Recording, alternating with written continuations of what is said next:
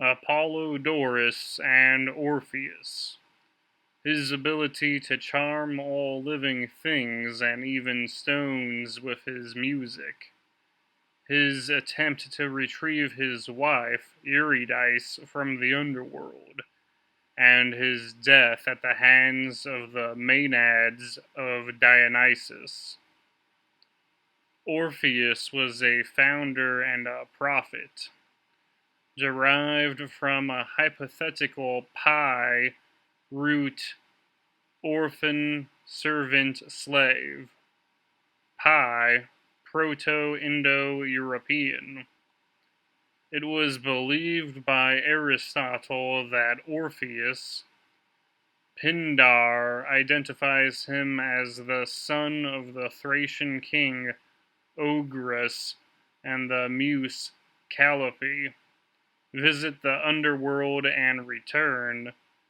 Asclepius, Apollo, Cadmus. Triptolemus as giver of Demeter's knowledge to mankind.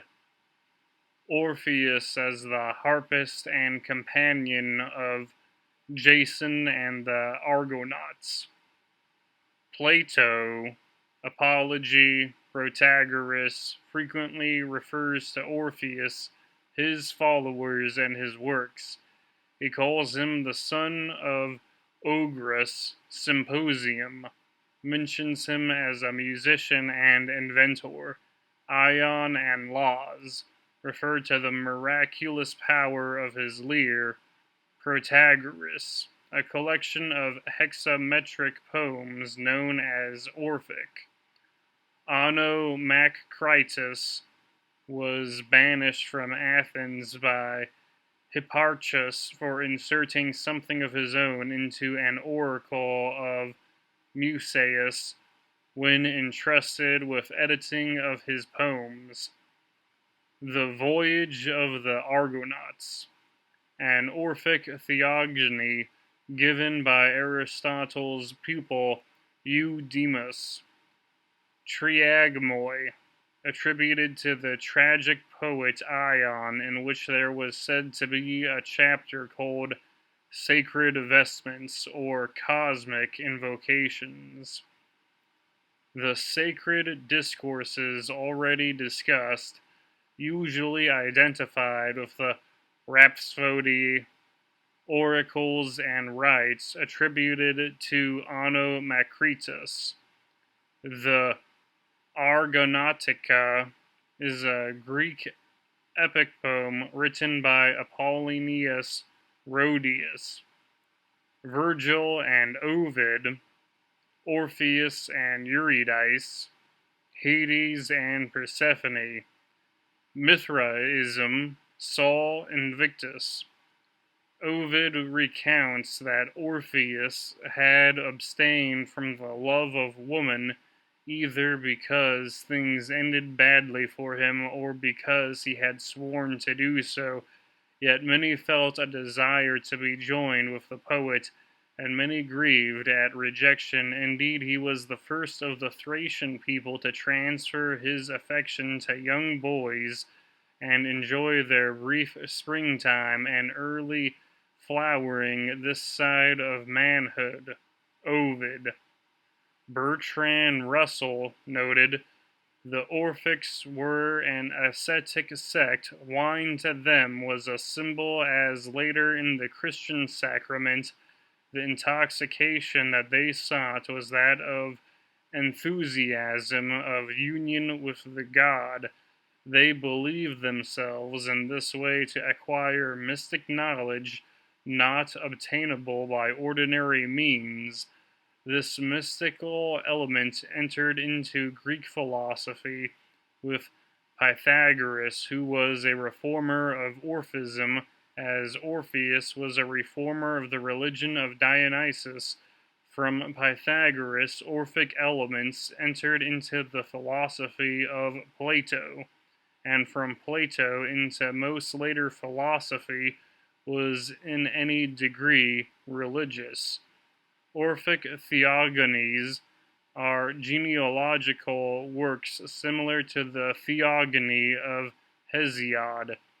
Zagreus, Dionysus' previous incarnation, is the son of Zeus and Persephone. Zeus names the child as his successor, which angers his wife, Hera. It was declared that the soul returns to a host 10 times, bound to the wheel of rebirth, the reverting of an cosmic soul back towards unification. Metempsychosis refers to transmigration of the soul, especially its reincarnation after death. Soul and body are united by a compact unequally binding on either. The soul is divine, immortal, and aspires to freedom, while the body holds it in fetters as a prisoner. Death dissolves this compact, but only to re-imprison the liberated soul after a short time, for the wheel of birth revolves inexorably.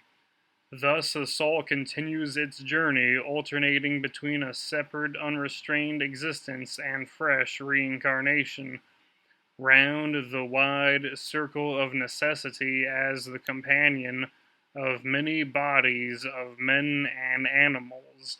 To these unfortunate prisoners, Orpheus proclaims the message of liberation, that they stand in need of the grace of redeeming gods and of Dionysus.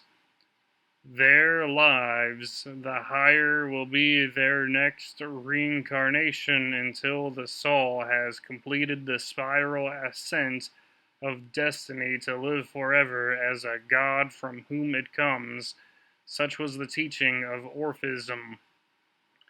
Take care not to drink of Lethe, forgetfulness, but on the pool of Mesone, memory. I am son of earth and starry sky. I am parched with thirst and am dying, but quickly grant me cold water from the lake of memory to drink. Now you have died, and now you have come into being, O thrice happy one. On this same day tell Persephone that the Bacchic one himself released you. Tartarus and the deep abyss, that is, dungeon of torment and suffering for the wicked and a prison for the Titans. According to Plato's Gorgias, souls are judged after death. Tartarus might be Erebus, Gaia, Nyx, Kronos.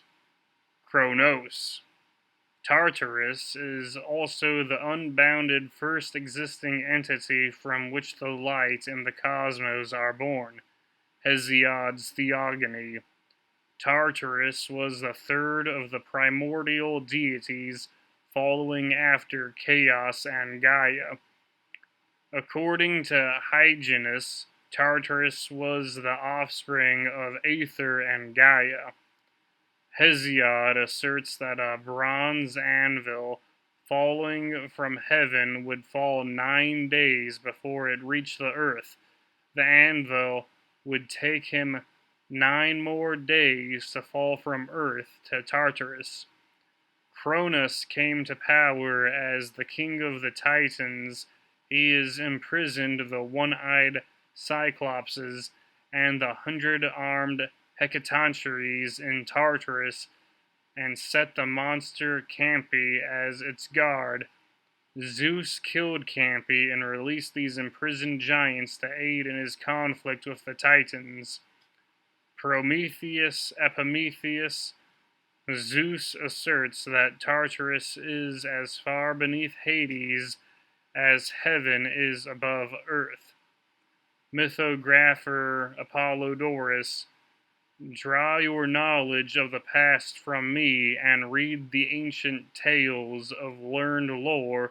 Look neither at the page of Homer, nor of elegy, nor tragic muse, nor epic strain. Seek not the vaunted verses of the cycle, but look in me, and you will find in me all that the world contains.